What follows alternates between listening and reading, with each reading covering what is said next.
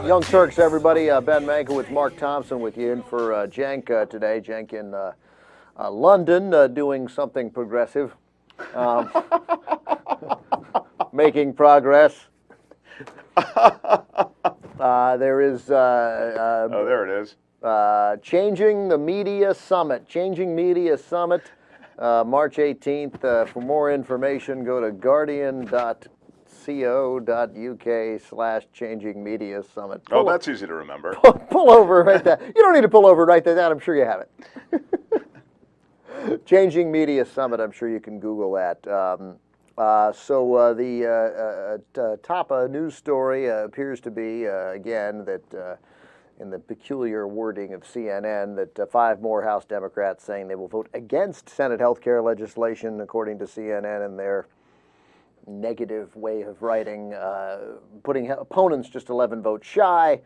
But again, that means they're shy, which means those in favor of health care reform still lead. And John, yeah, it's just odd. I mean, you're still close to passage. Those words are always left out. Yeah, John Larson, the caucus chairman, House Democratic caucus chairman from Connecticut, saying the votes are there to pass a health care bill. 27 Democrats lined up to vote against the bill, but obviously, and Republicans oddly united against the bill. That's strange. So odd for Republicans to be united against something. But among those Republicans united against the bill is Congressman JD Hayworth from Arizona. And JD, he made some news recently, and many of you have already read this or heard. If you haven't heard it, we're going to play it for you, but you may have read it. But it's funny no matter how many times you hear it, because it harkens back to the days of Rick Santorum, who made such an impression during his brief stay in the United States Senate before, thankfully, he was ousted by current Senator Bob Casey. And we'll remind everybody what Rick Santorum said after we hear from Congressman JD Hayworth earlier when he was standing up for his vote on the Defense of Marriage Act. Obviously, guys, this is clip 6. You see, the Massachusetts Supreme Court, when it started this move toward same-sex marriage, actually defined marriage. Now, get this. It defined marriage as simply, quote, the establishment of intimacy. Now, how dangerous is that?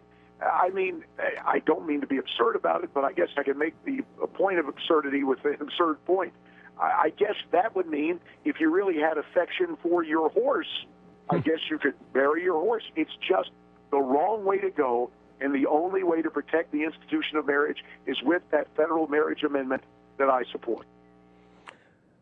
I don't know which part I like. Well, the part I like best is that if you have affection for your horse.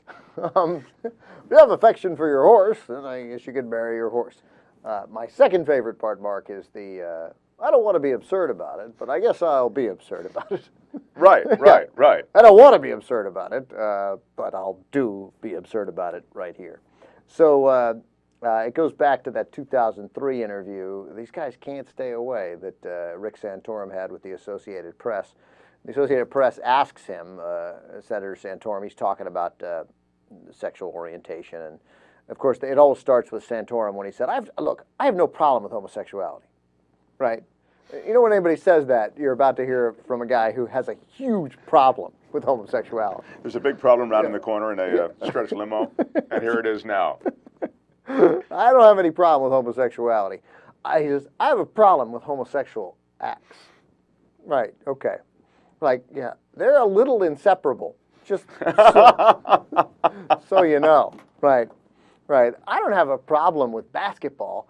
I have a problem with basketball shots. Right. I mean, it doesn't, I have a problem with homosexual acts. As I would with acts of what I would consider to be acts outside of traditional homosexual relationships. Traditional heterosexual relationships. And that includes a variety of different acts, not just homosexual.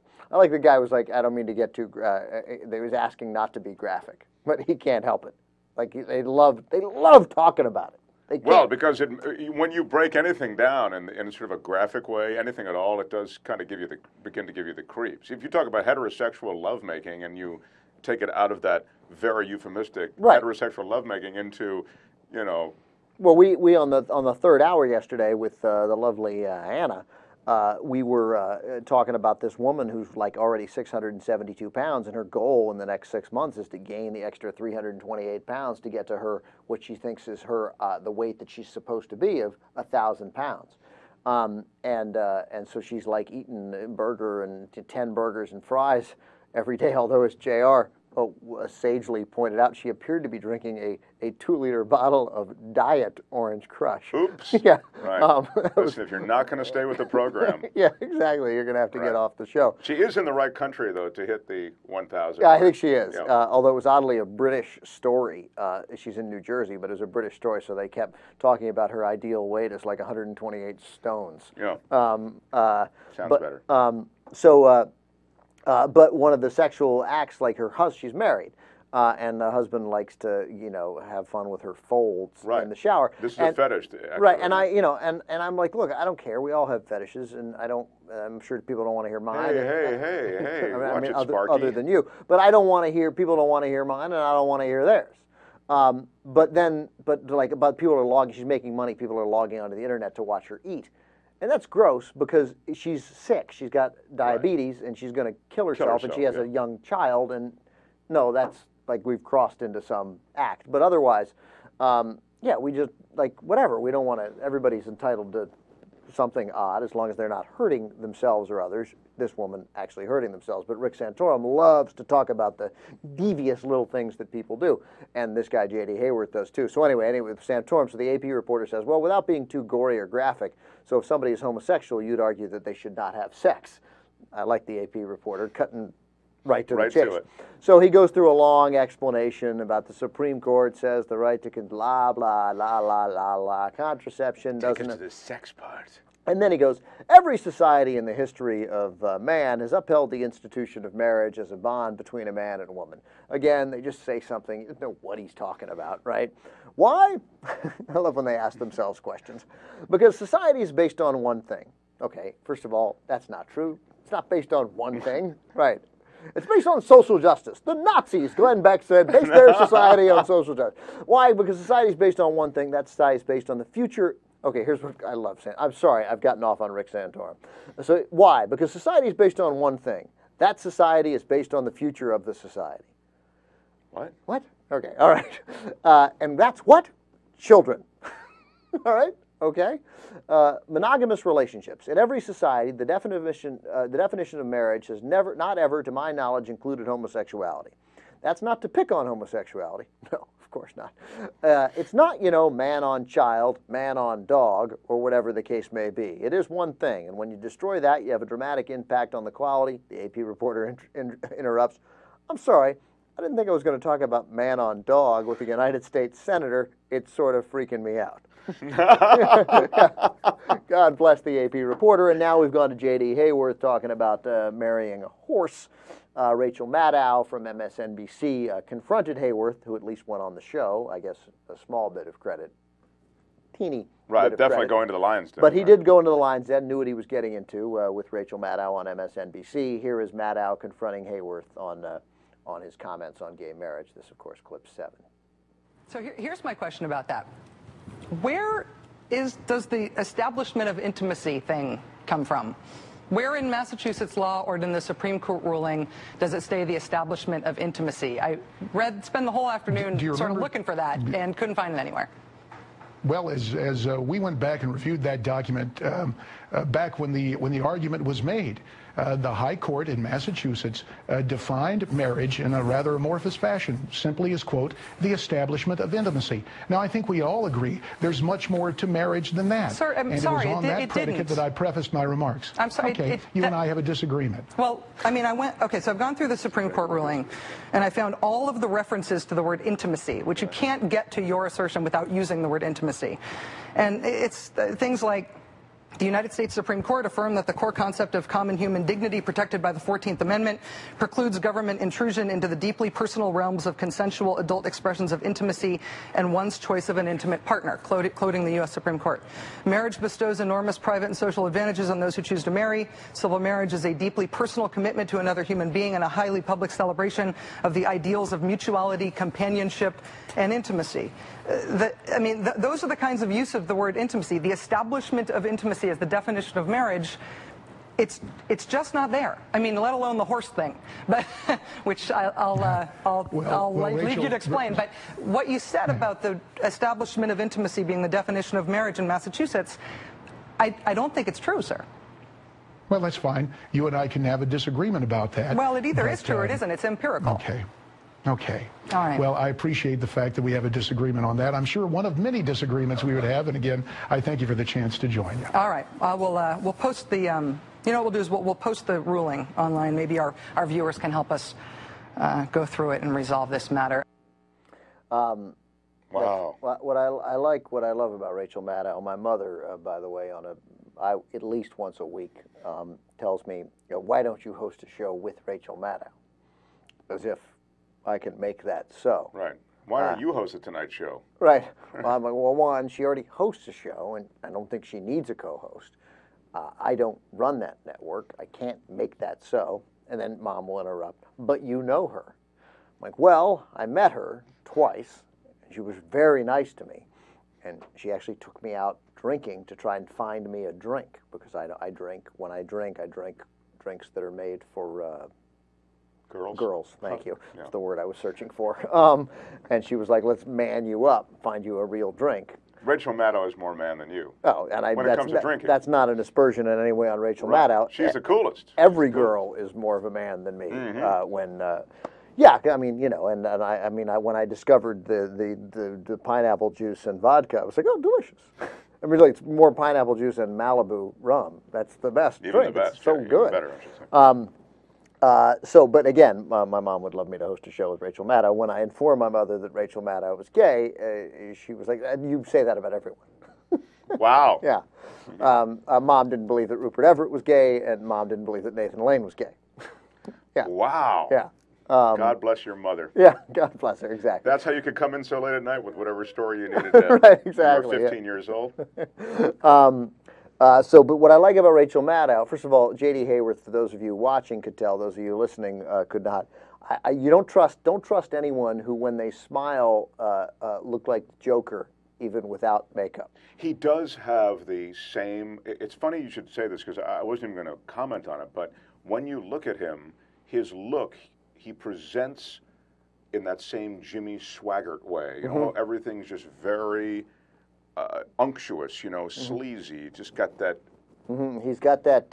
He's got the preacher who's stealing your money. Right. Thank you. That's and exactly. He's got that creased smile of the Cesar Romero Joker, and the raised eyebrows, as JR points out. Like, see if we can get him when he smiles. Like watch those. Watch those lines on his face when he has that big sort of ridiculous grin that'll come about when he sort of has a. Now, of course, he won't smile in any way. I'll tell you the way that he should have handled this, though, Ben. Yeah. If I were... There's a smile coming, yeah. If I were... Yeah, you're right about that. Yeah. You're absolutely Come on, right. It's Cesar Romero. Batman. He should have taken that in the direction of, well, perhaps, but the point is this, and then make your point. Instead, he sort of holds the... if he said, look, I was being hyperbolic about the horse, Right. and of course that's not going to happen, and I was trying to make a point that I believe marriage is between a man and woman and always should be, and I think most Americans stand with me on that. Then he gets a chance to make the point. Right, and then exactly. But I mean, here he's sort of standing by this nonsense point, and Rachel Maddow did a great thing. The brilliant argument that conservatives and liars, and I don't mean all conservatives are liars in any way, it's not what I'm suggesting, but what deceitful Madison Avenue types are, and not that they are all, but those who are engaged in deceit are, going back to the tobacco days, was finding your 3 scientists who will say on your payroll that tobacco doesn't cause cancer, and then saying, we're not going to refute that it causes cancer, we're going to say, Sure, you have 2,824 scientists who say that it does. We have 4 who say it doesn't, and we're going to say, hey man, the jury's out. There's scientists on both sides, right? And because the smoking world aren't scientists, and they want to keep smoking, and everybody wants things to stay as they are. Right, they got to hang that desire on something. They'll say, well, I don't know, there's a debate. Sure. So I'm going to keep going with these Chesterfields, right? Right. And that's what they did for years and years and years. And in the process, well, I mean, killed hundreds of thousands of people, but also made hundreds of millions of dollars. And it worked. It's a great marketing strategy. It is going on right now on 2 fronts. It has been adopted very skillfully on global warming, where there's 16,482 Nobel quality scientists on one side and 19 guys on the other, many of them paid by the energy lobby. And of course, the science, while incredibly solid, there's some debate inside the global warming scientific community of exactly what's going to happen and when. There's no question of the science of it, and they take that debate and then take their 19 paid scientists on the other side and act like there's a debate. Again, largely funded by the energy lobby. And so people who don't want to change things and don't understand that science, I don't understand it, it's incredibly complicated and new, and they say there's a debate. And the other thing it works for in the social conservative movement is evolution.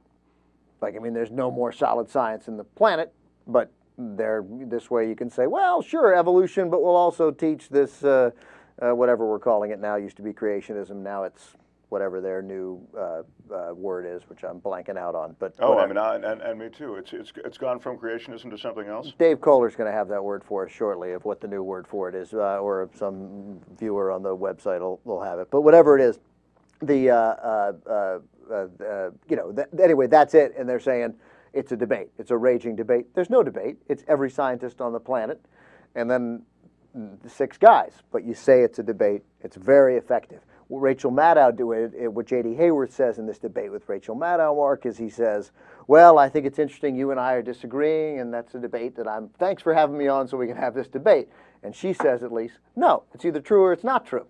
There's no debate. Right. The sky's blue or it's not blue. Right, it's not a concept. It either happened or it didn't. You said the wording was this, and I'm telling you it wasn't. There's no reference to it. You and I are either sitting down or we're not sitting down. It's not like, well, I'm interested to have that debate or whether we're sitting in chairs or not. We'll agree to disagree. No, we're not agreeing to disagree. We're sitting down. But he's getting by on that fake geniality where you just want to keep everything, well, you know. And why doesn't everybody see what we see, which is that he looks like Jimmy Swaggart and he's creepy and he's smiling like Cesar Romero? Why doesn't that make everyone uncomfortable? It always seems so obvious to both sides. Like, but on that, as you suggest, that was straight up. That was very, very obvious. And she called him out. But because, again, he's got that way of going, well, just sort of shimmying away, well, you know. And I think you're right. If he just says, I think marriage should be between a man and a woman, and the horse point, obviously ridiculous. I wanted to drive home my point that I think it should always be between a man and a woman, and that's that. That's what I believe.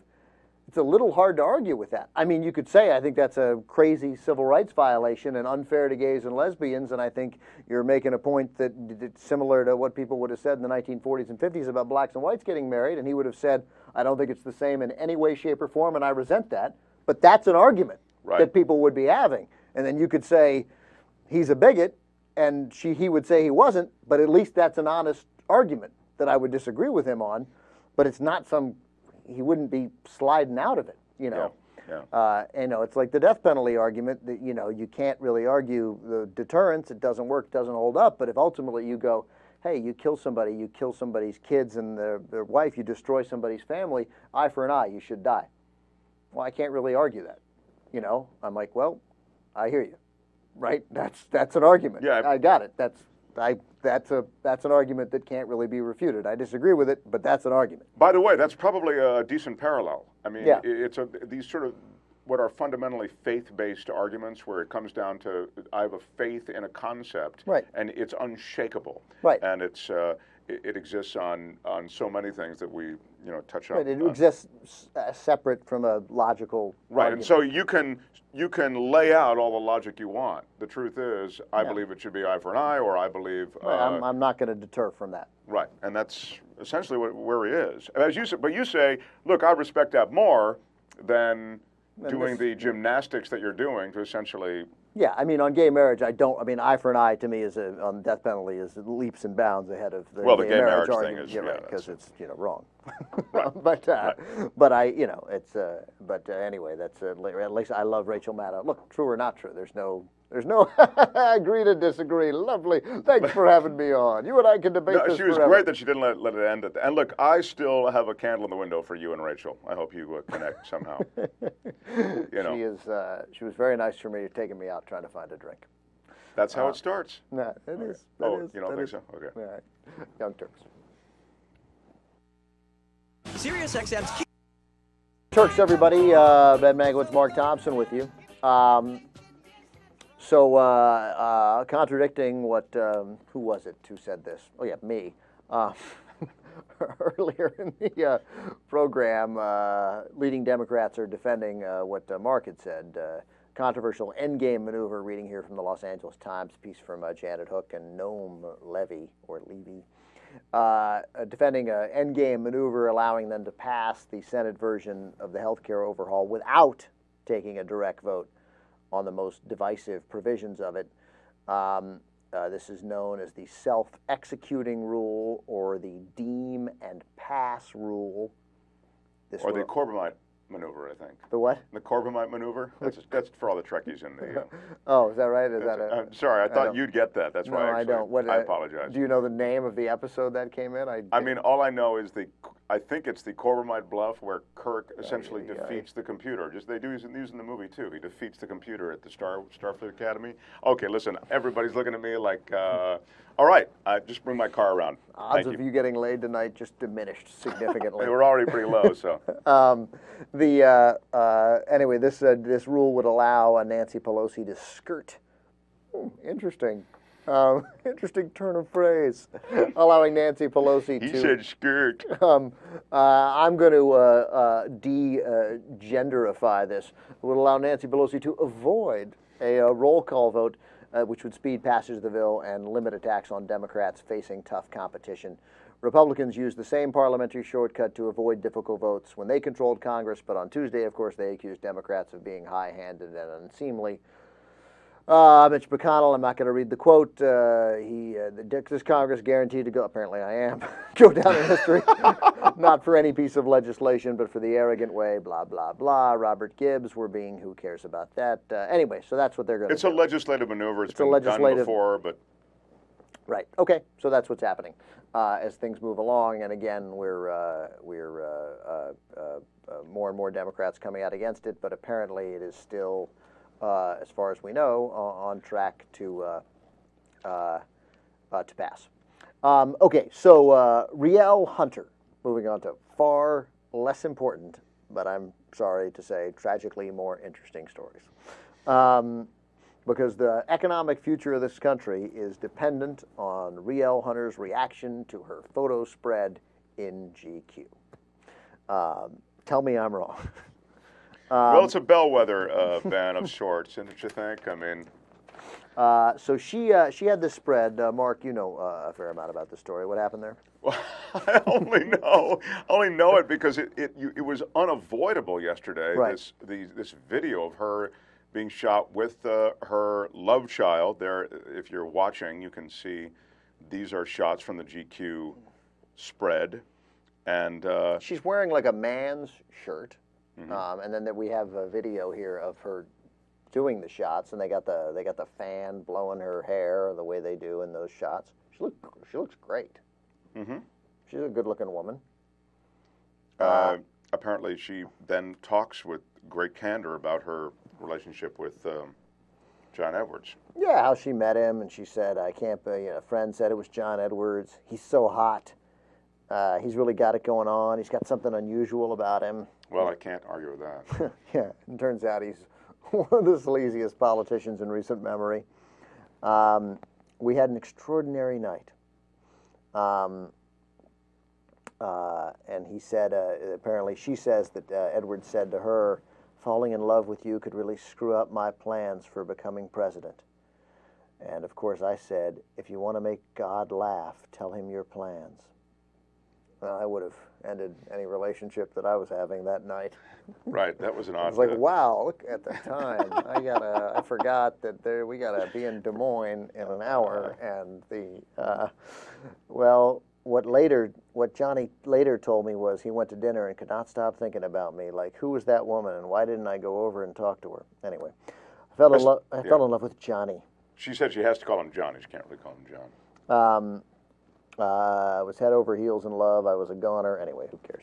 But now you read the best quote in there, I think. Which was? Well, referencing his plans to, become president. Oh yeah, right. And that's probably the best quote in there, at least as it pertains to anything that matters. But then she got angry about these photos. Right. They're taken out of context. I didn't. I don't. There's not a quote on her anger, is there? Or no? In other words, didn't she get mad about these photos? I thought a lot of the problems that were coming towards her was some of the quotes that she had to say about Elizabeth Edwards. Maybe she was upset because the photos and the whole photo shoot and the interview is just kind of being received badly. Obviously, I think for obvious reasons. I don't see how you could possibly miss it. But one of the things was, at least I haven't seen the actual spread that came in the magazine, but as you can see from the photo shoot, she was taking pictures in other outfits. Because a lot of people's problem was all the pictures that showed up were her in this button-up collared shirt. She got some pictures holding the baby. Yeah, and she says she's repulsed at the pictures. She says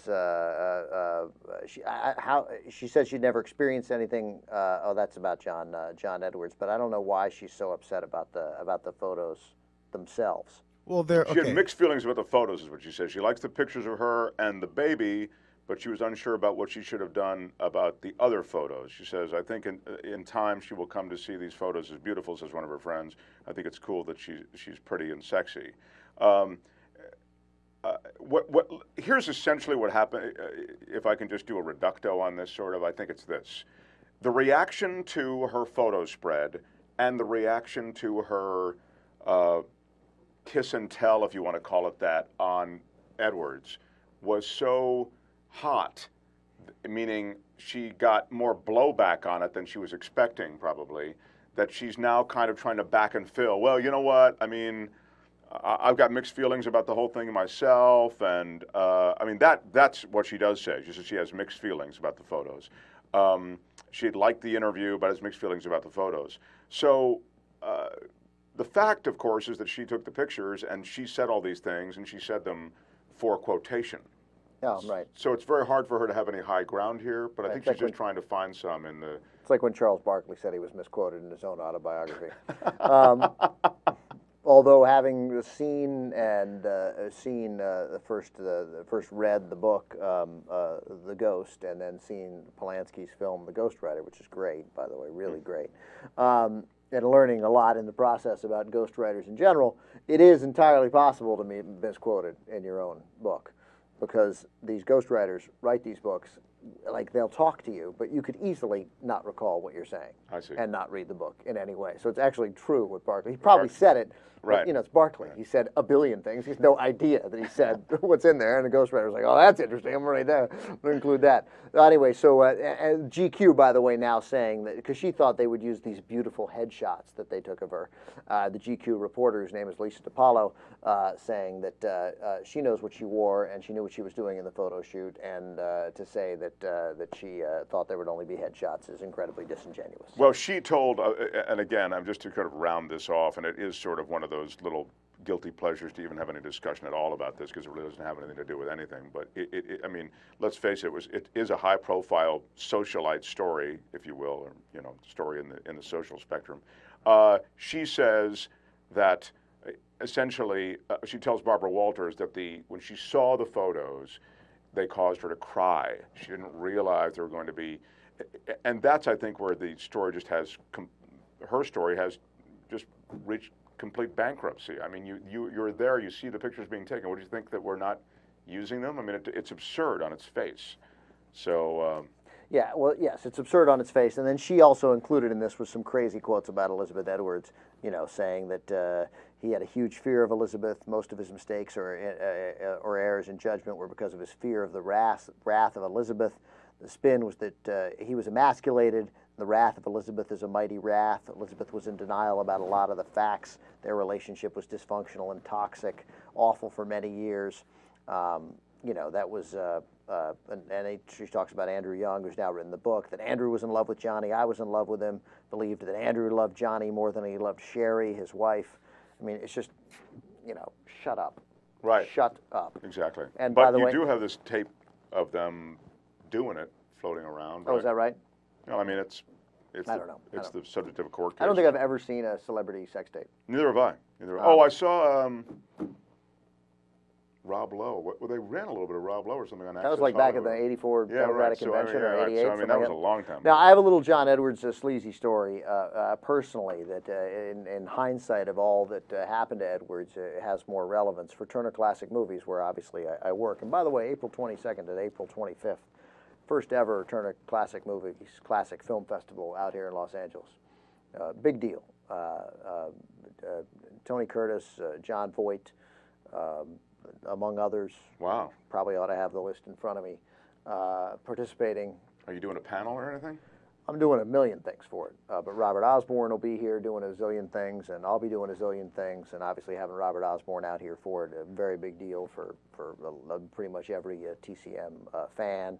And having you part of it is a big thing. For less of a TCM big fan. deal for them, Right. but I hope moderately big deal. But Robert will be participating in just about everything, and I think we're showing, there's close to 100 movies, and all in the big theaters there on Hollywood Boulevard, and all in about a 4-block radius, and it's going to be great. And it's, cocktails.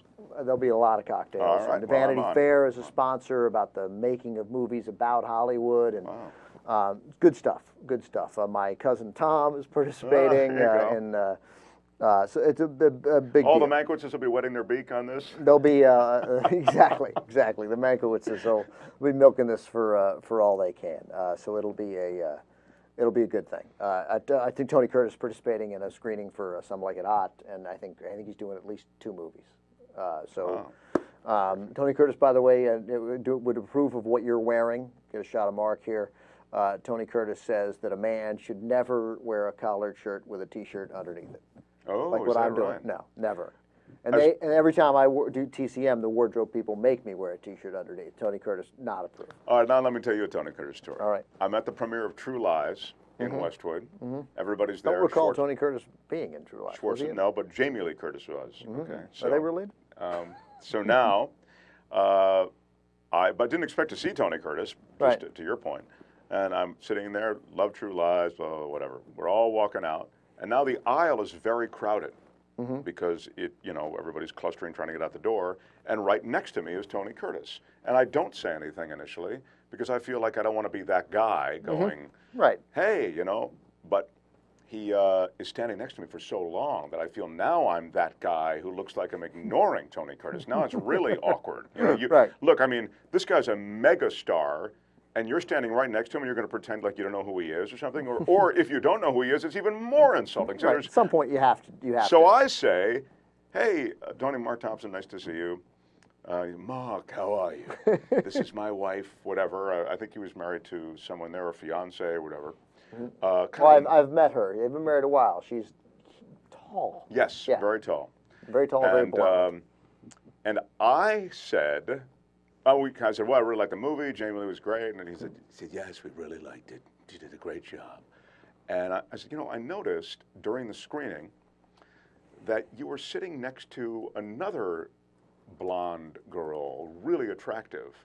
I said, who is that? And he said, that's my daughter, Kelly. I said, what is it? Is she involved with something? She said, she's married. Would you like to meet her?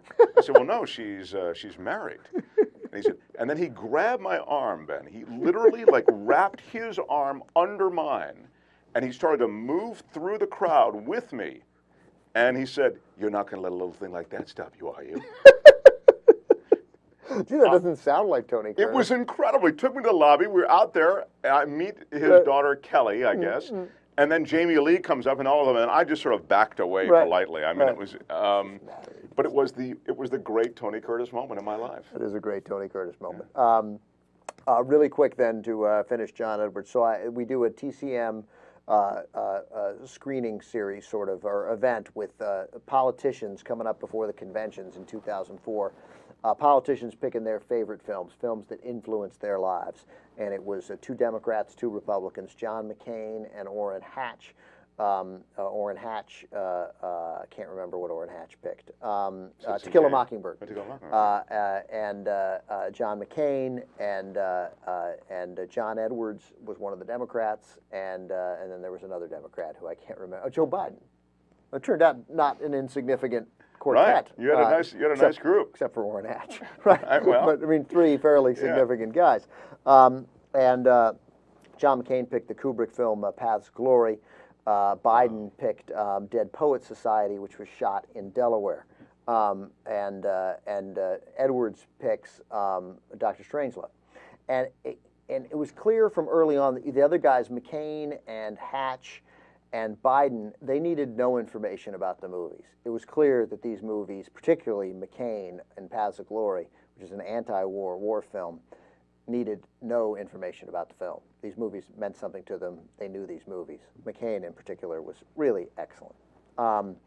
And so critical of George Bush off camera that it's impossible to believe that he then threw his arms around him later. Wow. And Biden talking about Delaware, and it meant a lot to him. And he was very affable and very politician-y, but still incredibly affable. And he loves Delaware, and he liked talking about the movie. And Hatch was good too. He was a little generic, but he was a lawyer, and the movie meant a lot to him, To Kill a Mockingbird. Edwards had clearly never seen Dr. Strangelove, knew nothing about it, and his wife had told him everything about it, and he had clearly picked it on her behalf. Everyone was repulsed by him, like everyone felt manipulated by him. And then he told stories that he had clearly not told in the pre-interview, because he'd been told those stories, we think, also by Elizabeth, about learning duck and cover, all things relevant to the movie, and hiding under the desk in school, all things that we don't believe for a second that he'd ever done either. Everything was disingenuous. Every part of it. He said, my father was Bobby Kennedy's press secretary, and his press secretary said, are you Frank Mankowicz's son? He's always been an idol of mine, and in reading, I'm so great to get this job with Edwards, and he's one of the press secretaries I've admired. And then Edwards said that later in a way that made me think, you're only saying that because your press secretary said that. You don't even know who my dad is, which is, by the way, fine. I understand what you're saying, but don't parrot the words. You're just parroting, like you don't even know, you don't know what you're saying in any way. So everything about Edwards, and then the interview, he was just repeating that nothing was right.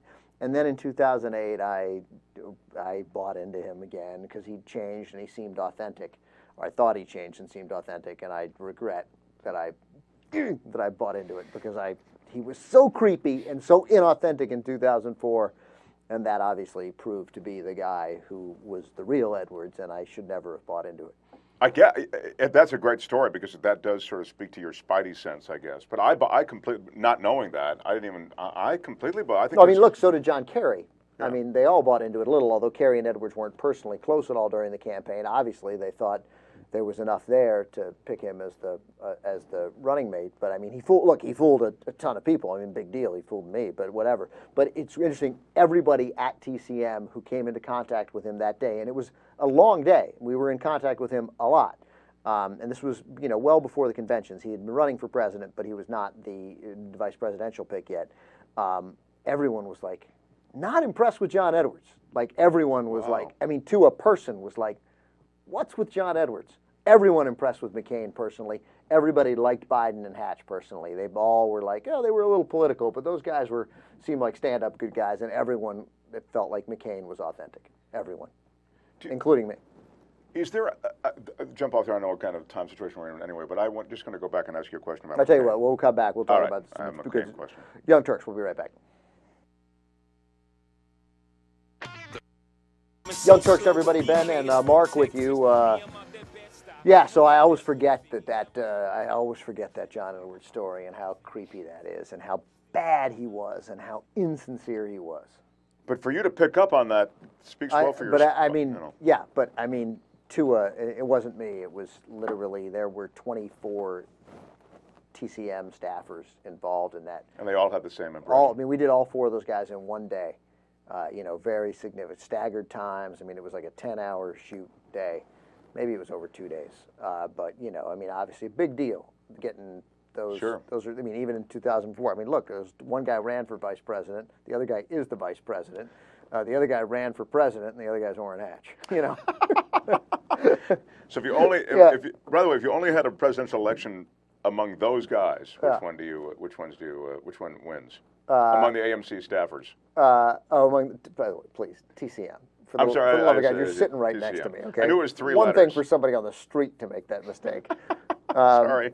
I think the mistake made most, by the way, is TMC, which is the movie channel, which has never had a good movie on ever. Okay. Sorry. TCM. By the way, AMC hasn't shown a movie in the last 25 years that is that's a cinema, made isn't it? prior to 1980. Right. That's black and white. And they run commercials every 7 minutes without rhyme nor reason. In fact, in the middle, they'll just run a commercial in the middle of a set, and then they've got a commercial. I will take them off of the dial tonight, I promise. Now, TCM, though. Channel 256 on your DirecTV dial.